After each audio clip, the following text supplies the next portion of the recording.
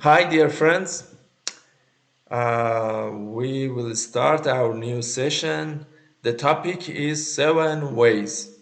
7 ways to improve the classroom efficiency.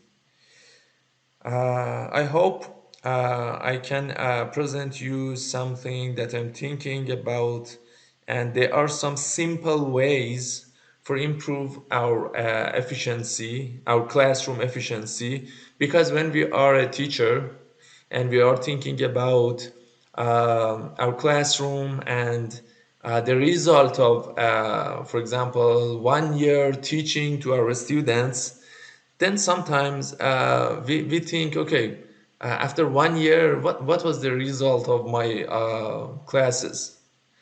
And sometimes we think after many years, what was the result of education, for example, in my city, in my country?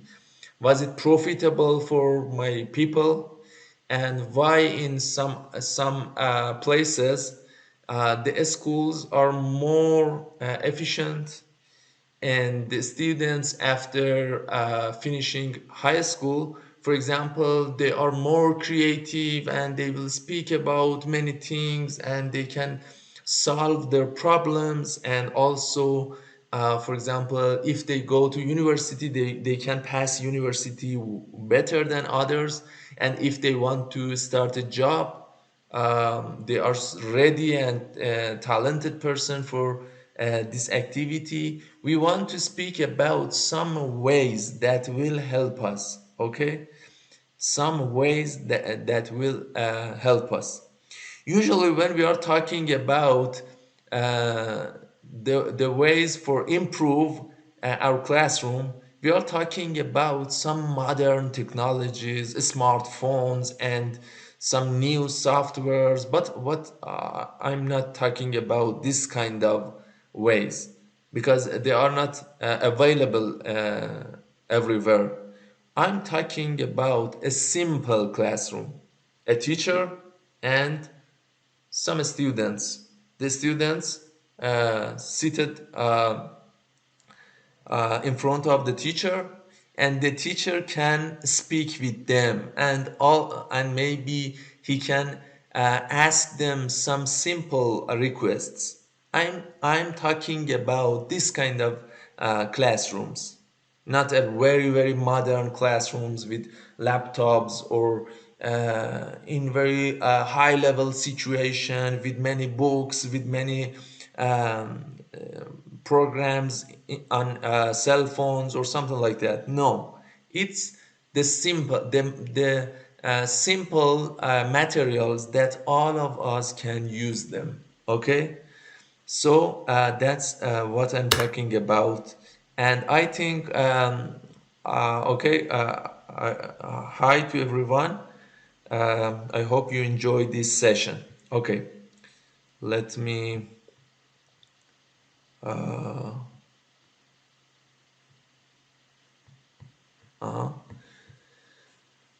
First one, number one, and maybe the most important thing is critical thinking. Critical thinking. Yes, because the old form of teaching is something like a lecture. The students are inside the class, and I'm just teaching them, and I'm giving them the informations. For example, I'm talking about geography. Okay, students, we have, for example, different weathers, different lands, and different kind of agricultures, and what about other places on the world? And I will tell everything after, for example, 1 hour. Okay, now it finished. Okay, go to home and do your exercise. Bye. It's the old way of education. I'm a teacher and I want to tell you, I want to present you some informations. But what is more necessary in our world? Is it informations? For example, I cannot find some other books to know about different weathers, for example, or the weather of African countries, the weather of Uganda. The most important thing is um, making the students to help the students to think critically about everything. For example, you can ask them when you are talking about geography, for example, or agriculture. You can ask them, what is your opinion? What is your opinion about the farms in your village? Could you tell me which farmer has the better way to farming? And then the students will think and tell you something. And maybe one of them will say, okay, I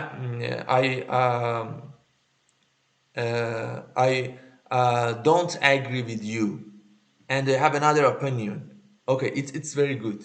It's the best situation when the students are thinking in another way and they are trying to tell what they are thinking. It's brilliant, and we should make this kind of situations in our classrooms. It's very important. Let me tell you something about the ways that I can use for critical thinking. One of the ways that I can use for critical thinking is questions, and make the students to ask me some questions. For example, some questions are starting with who or what, where, when, why, and how. These questions are so useful. For example, if I'm talking about history, for example, I'm the teacher of history. Okay, what should I tell you? I just can come to the class and tell you the history of my country. Okay, and it finished. But is the history just some kind of informations like that? Or the way that I should think about them? For example, if I want to be a good teacher of a good history teacher, for one session, I want to speak about, for example, the for example the for example the British forces in, for example, Second World War, and how African countries affected from Second World War. Okay, I can just prepare some informations and tell to the students. But the better way is, for example, preparing two different reports, two different articles with different materials. One of them, for example, is one of them agree with something, and another disagree. And I will give these articles to the students, and maybe I can speak about them. For example, I can read these articles for them, and then I can ask the students, what is your opinion? What do you think? Which one is better? Which one explained better the situation?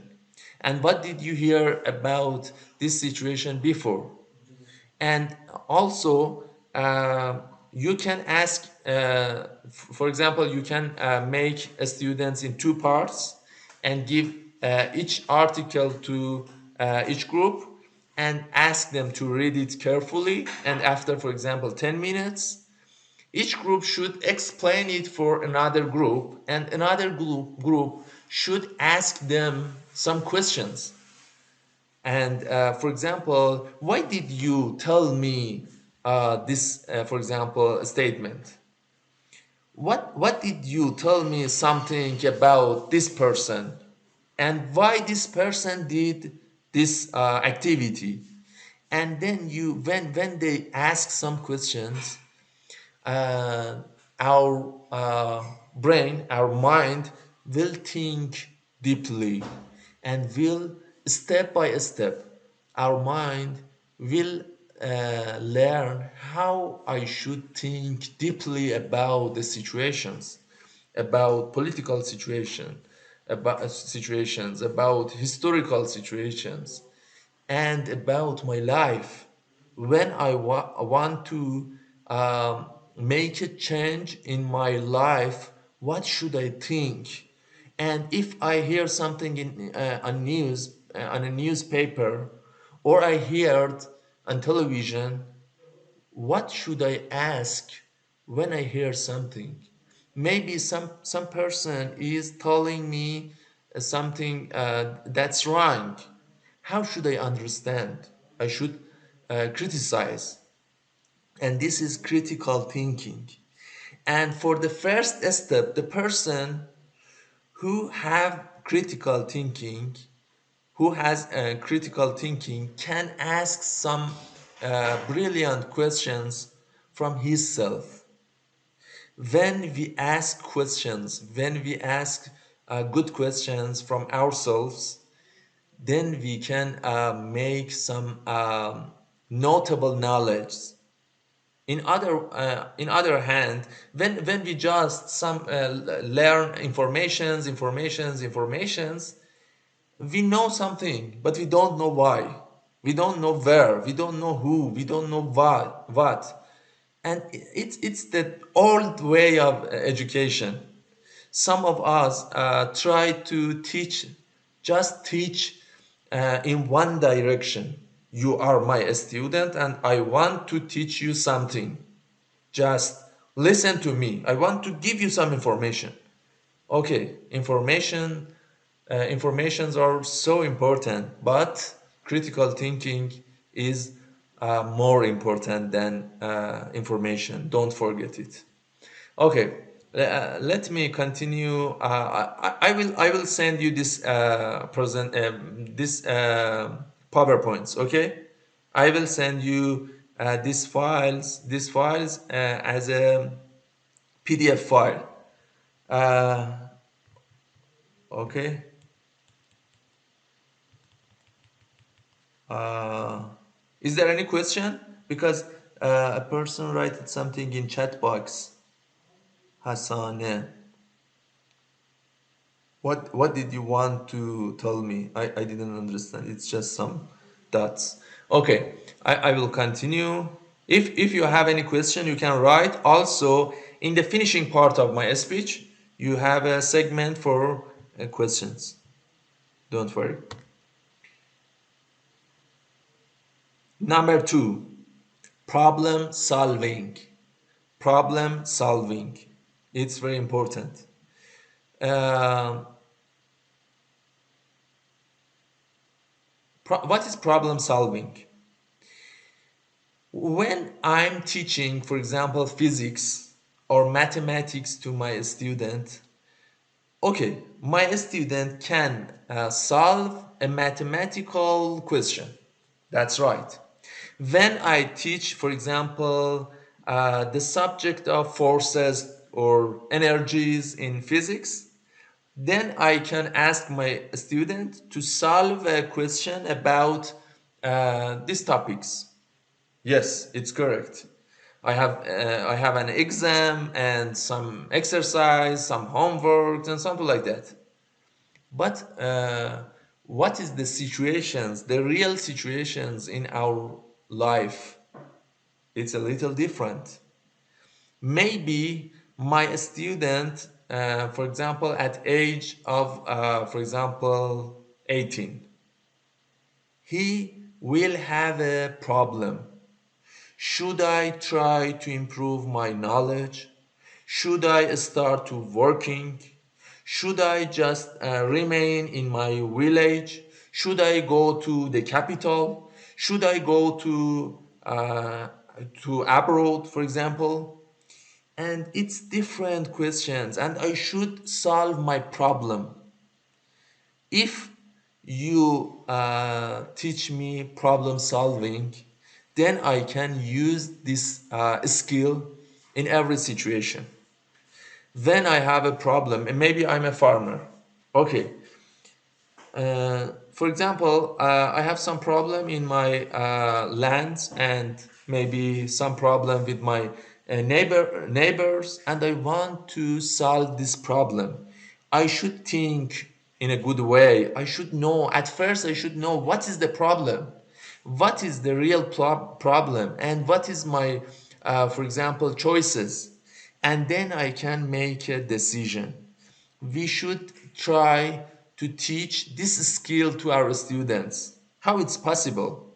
For example, if you are teaching them agriculture, okay, the first way is just giving the informations. It's not good. You can ask them to do some activity in their own home, or maybe in the, for example, the campus of school or some other place.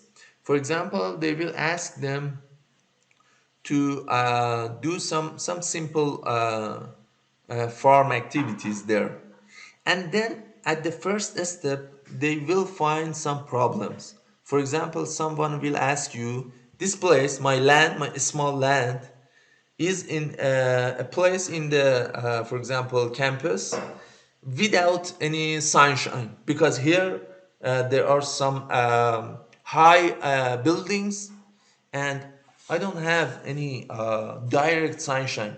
So I have this problem.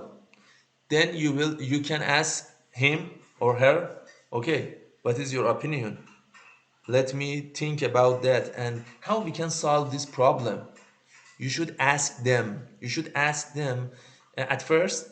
Uh, you should put them at a problem situation, but don't worry, because our life is full of problem situations. So it's ready. Already it's ready. Then you should try to help the student as a mentor. You shouldn't do everything with yourself. I'm a good teacher, I will solve this problem for you. No, you should just help him to think and solve his own problem with his own hands. It's very important. When the mind is trying to do this activity, it's a knowledge, it's a skill. So if you did this activity several times, then you have this skill, and you can try it again and again in your life. And you need to identify what is the problem. It's the first step.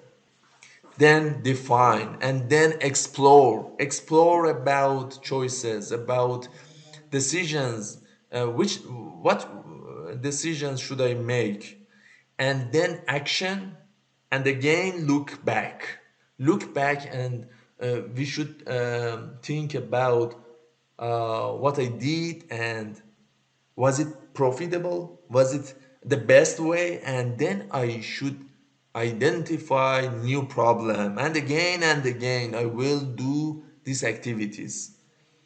It's very important.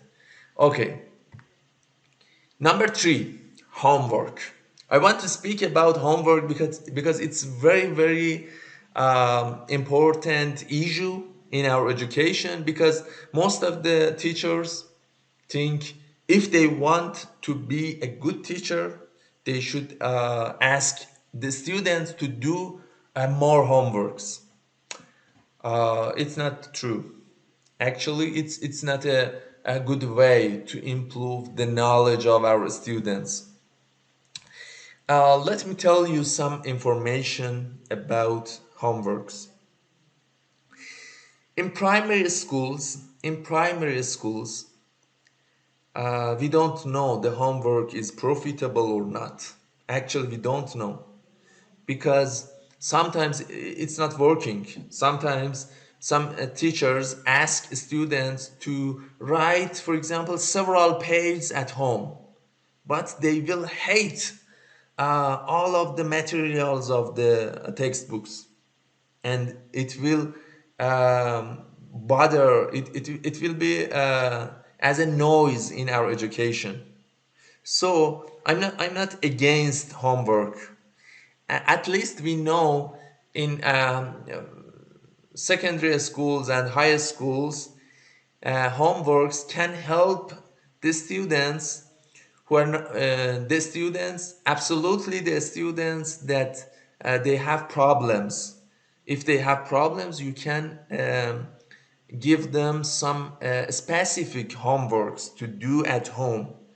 But it's not a good way to give them blind homeworks. Every day, write this page. Write this page and do this exercise, and it's very important. You should do that. You should. And at first, we should ask, is it profitable? Is it well designed? That's the most important step for homework. It's not the best way to ask students to do um, homeworks when they hate it. It's very bad because they should be interested in education. They should be interested in the topics. So sometimes you can ask them to do some activity. You can ask them to prepare some presentation. For example, you can ask someone, okay, you like this topic? For example, one student will say, yes, I like this topic.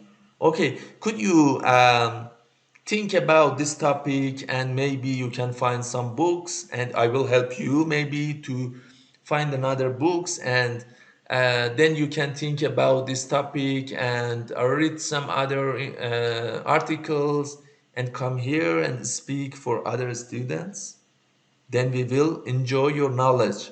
And maybe one student in this situation will say, yes, it's the best way.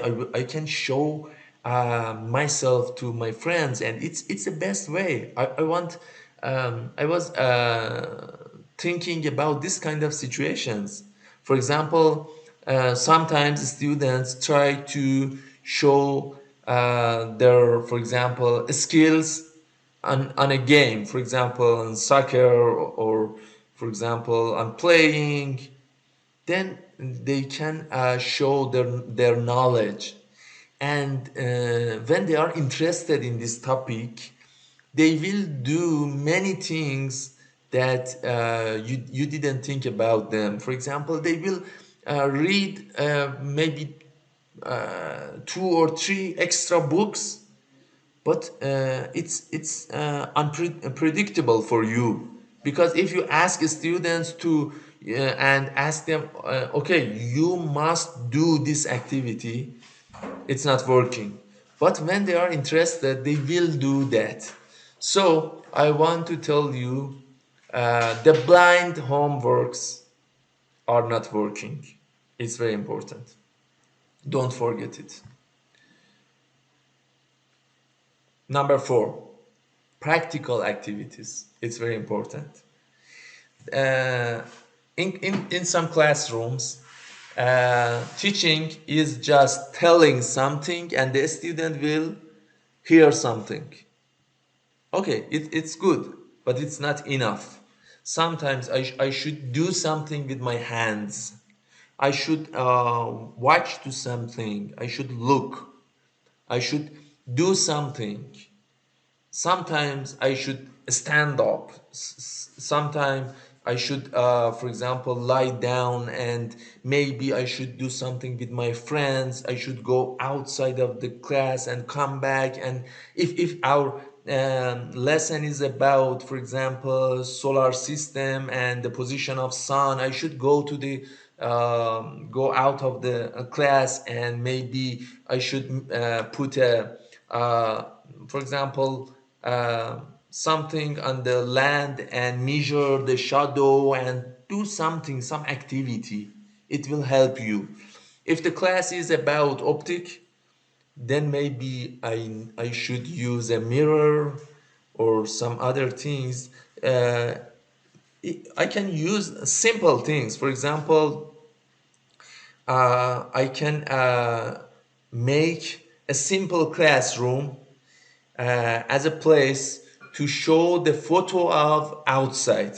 If there are, for example, a tree in far distant from our class, and we have a window, if I cover every places, every for example windows, and just put a small place, a small hole, then the photo of that trees will be on other wall in the classroom. It's a simple experiment. We can do it without any materials. It's very simple. And many other activities. For example, for agriculture classroom, for geography, we can ask students to do something.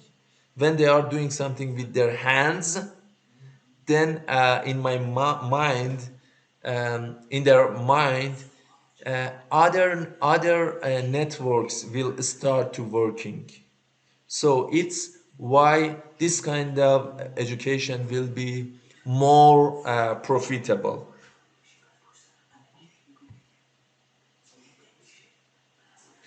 Okay, you can see it's an article in Food and Agriculture Organization of the United Nations. You know, United Nations, there are an organization named Food and Agriculture Organization under UN, and it's an article improving Ugandan students through school farm camps. It's very good. You can read some articles like this, because here this country and all of the East African countries, there are good places for agriculture. So it's very good if we can teach agriculture to our students. And what is better than activities, the real activities for them to learn, and learn in a deep way. Okay. Number 5, flipped classroom. Flipped classroom. What does it mean? If I can put some questions in the mind of my students, then after class, the class will not finish. The class maybe will start after end of my classroom. They will go to home, but on the way they are thinking. On the way they are speaking with together. And when they reach to house, they will ask the parents about these topics, and they will do some activity. And maybe if they have a cell phone, they will try to find some videos to see. If they have television, they want to watch a documentary on television. And if they have some books, they want to read this kind of books. It's very important to use, for example, some meetings on the class. When the people are speaking with together, and they are discussing with together, then they are thinking, and they will be involved with these topics. And after class, they will do some other activities, and it will help them. Let me tell you some other thing about flipped classroom. Okay, the first photo is the traditional classroom. Okay, it's a lecture today. The teacher is teaching, and the students are writing, and maybe after the class they will go home and write some homeworks as usual. But what is the flipped classroom? Okay, the teacher is not a lecturer. The teacher will ask students to speak with together, to think about this question and tell me your opinions. And if some student ask a question, okay, you can answer It was very good question, and maybe you will like some place in our city to visit. For example, here is a museum, and you can go to this museum to know more about this topic. And maybe if you have, for example, a cell phone, you can go to, for example, YouTube and find a video about your question. And sometimes the teacher can show the students this kind of materials and encourage them to uh, continue topics after classes. This is flipped classroom, and it's a way to make our classroom more efficient. Number six, essential knowledge. It's very important in this area, in this place, because maybe in some countries everything is ready for education. For example, the student is in the best way, in a good quality, for example, house, and the food is enough, and also the parents know what's important, and the parents are encouraging the students to continue education, and why education is important, why these lessons are important for your future. Okay, but what about some areas with a little poverty and something like that? Maybe the parents uh, maybe they don't know what's the uh, importance of education, maybe. And maybe the students, he's a poor person, and he's thinking, why I'm here, why should I learn many topics, and I don't know what is the application of these topics in my life, because I should come back to street, and I will come back, and maybe I will live on a street, and maybe it's better for me to go to the street and sell something. I can, for example, um, find some, for example, um, I don't know, orange apples, and I can go to street and try to sell these apples, for example. And this it can be my job. But if I learn, for example, physics, mathematics, what's the application of these topics in my life? Can I sell, for example, um, a mathematical equation to a person? No, it's not useful in my life. So it's very important for the teachers to tell the importance of education and what is the result of education. Education is a kind of investment, but it's a long time investment. So you should try and continue your education. If students just think about a short time profitable job, they will go to street and sell something and do some simple activities for a little money. Okay, it's good, but just in short time. What about next year? What about next decade? You are very young. For example, you are 15. You are a student in 15. Okay, why you don't think about your next decades of your life? Now you are a poor person, but you can change your future. And maybe sometimes you, the teachers, you should speak with the parents sometimes. You should speak with the school manager.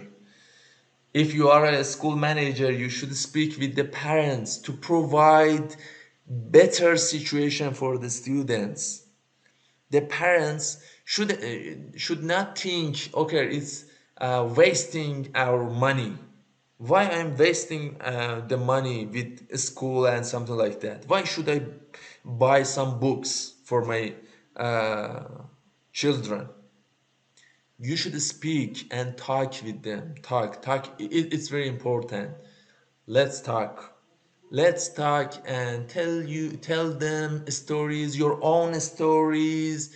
When for example, when you was child, and other persons stories, the people who started in a poor situation, and they changed the situation, and it will help them to think in a different way about education. Number seven, and the last part of my speech, you should be more than a teacher. It's a heavy duty on your shoulders. Okay, you can sense it on your shoulders. You are not a simple teacher. If you are a simple teacher, you just should go to class and just teach students in a good way, with critical thinking, with Filliped Classroom and everything else, and then you will come back to your place and don't think about the students. No. In some situations, like the situation in African countries, you should be more than a teacher. Sometimes you should also think about the food of students. Sometimes you will find a student and maybe he is very sad. Okay, you can ask him after class, tell me, what is your problem? What is your situation? Maybe he need a help. And for example, maybe some students didn't eat breakfast, and they don't have money for breakfast. Maybe you can, for example, ask some people to donate, and for example, for the food on school. Or maybe if some students are living in a, for example, orphanage, you can talk with the manager of that place and help them to earn more money with donations or something like that, and you can help them to solve this problem. Because if a student is hungry, he will not understand what you are talking about. The first step is thinking about food, about the place for living. If one of your student, for example, is from a poor family, and he will not come to school, for example, next year. Why? Because I don't have money. Okay, you can tell him, okay, it's not my business. You should pay money and then you can come to school. Yes, maybe in a on a just from the capitalism point of view, it's correct. But we are human being. We should think about ourselves, and we should think about the difficult situations. If, for example, some students cannot come to school because of the lack of money, then maybe I can speak with the school manager to reduce the, for example, um the money that they should pay. Maybe a school manager will think about these activities, and maybe some rich persons that you know will help them. For example, you can speak with a rich person, or maybe you can make a charity, for example, a page on Instagram, on Facebook, uh, and use fundraising and funding to solve this situation, solve this problem. Maybe you can find some sources to help poor students to continue their school, and don't uh, refuse to coming to school. It's very important to think about families, about social relations. And if you want to be a good teacher, you need to be more than a teacher. You should think about different aspects of the situations and the life of your students. Okay, uh, that was my speech. I hope it can help you. Don't hesitate to send me an email and ask something, and also you can send message on WhatsApp. And now we have a session for your questions, and you can write on chat box, and also you can if you have a microphone, you can ask with your voice. Just raise your hand, then I will help you to I will active make active your voice. Okay, I'm ready for your questions. um, how can I deal Yes, how can I deal with a starving class or lecture room? How uh, can I control my anger towards that starving group of students? Okay, why should you be angry? I can't understand. Because your students are from different situations. Maybe one of them had some problems in the family. Maybe, uh, they are teenagers, and maybe they have different emotions, because it's the start page of being mature, and they are changing. So sometimes they will be a little rude, and they will be angry, and you will tell them do this and they will do another thing, and you will ask something and they will do something else. Okay, but you shouldn't be angry, because it's normal for teenagers. It's normal in every place. You need to you should try to help them. You should try to help them. At first, you should know what is the reason that some of them they don't want to continue your rules. Why? Maybe some of them have another problems. Maybe some of them, for example, have another problems on their family. And then you can understand this problem and try to have the root, to solve the root. And maybe it's just a sudden activity, and then you can don't you just need to don't think about that. And if you smile and try to be kind with them, then they will change their behaviors. That's what I think, because I had this experience. For example, one time I went to a school. It was secondary school, and all of my students uh, they were very active, and I asked them, okay, please listen to me, and they were talking with each other and doing other things, and it was very difficult for me. But what should I do? For example, I can be angry, and um, maybe I can punish them. And okay, what's the result?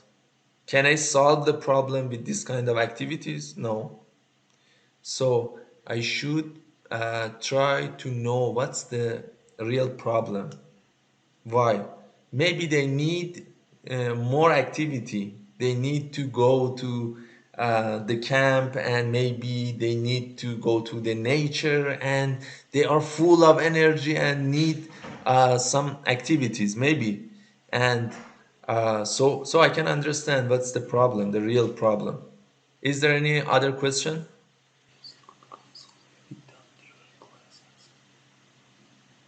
Okay, it's very good question.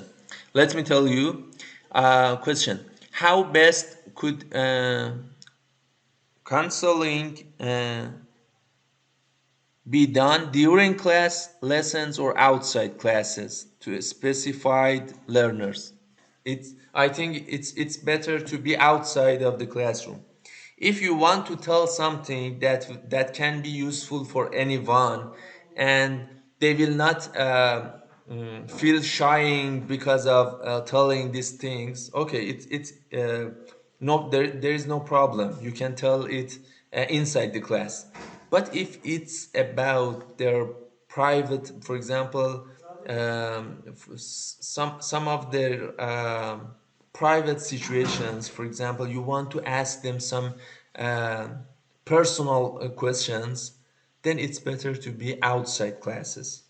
I think it's clear, because no one want to feel shying inside between his friends, and it may cause it. Maybe we will feel uncomfortable when someone is advising us between our other friends. That's my idea.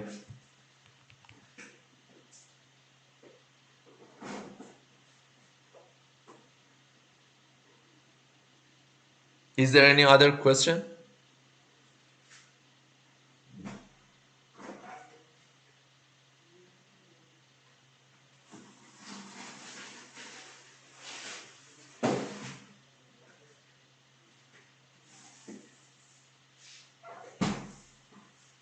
Okay. Um, Thanks, my dear friends. I hope you enjoy this kind of lectures, and we will continue this kind of sessions. And I ask you to be in touch with Osman, and then you can receive new informations and announcement or of our next programs. Thank you. Thanks everyone. Bye.